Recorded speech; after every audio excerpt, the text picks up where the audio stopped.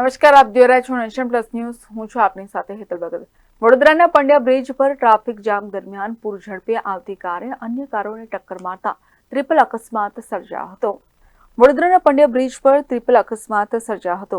Pandya bridge ઉપર traffic jam હોવાને કારણે ફોર વ્હીલ કાર ચાલકે પોતાની કાર ઊભી રાખતા પાછળથી પૂર ઝડપે આવેલી ફોર વ્હીલ કારે ટક્કર મારી હતી, જેને લઈને આગળ ઊભેલી અન્ય બે કારને ટક્કર વાગી હતી.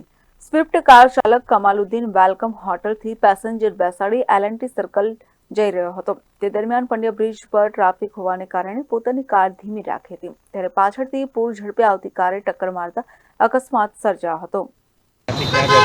વેલકમ હોટલથી લઈ અને એલએનટી નોલેજ સિટી જવા માટે એ દરમિયાન અહીંયા પંડ્યા બ્રિજ પર ટ્રાફિક હતી, તો અમે ઊભા હતા તો પાછળથી પેલા સાહેબની ગાડી એટલી સ્પીડમાં આવી ને મારી ગાડીમાં ઠોકીને મારી ગાડી આગલી ગાડીમાં જઈને અફડાઈ પાછી. એટલે મારી ગાડીમાં ટોટલ આગળ પાછળનું ટોટલ નુકસાન થયું છે. ઊભેલી ગાડીમાં ઠોકેલી સાહેબે. હા, પાછળવાળા સ્પીડમાં હતા, બહુ સ્પીડમાં હતા, તો આખી ગાડી તમે જુઓ કે આખી આગળની પાછળની ડેકી આખી અડધી અંદર ગાળી દીધી, એવી સ્પીડમાં હતા.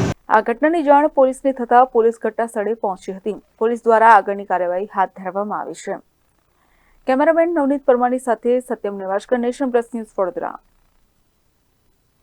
સમાચારોના સતત અપડેટ માટે નેશન પ્લસ ન્યૂઝના યુટ્યુબ ચેનલને સબસ્ક્રાઇબ કરો, બેલ આઇકન દબાવો અને ફોલો કરો ઇન્સ્ટાગ્રામ, ફેસબુક અને ટ્વિટર પર.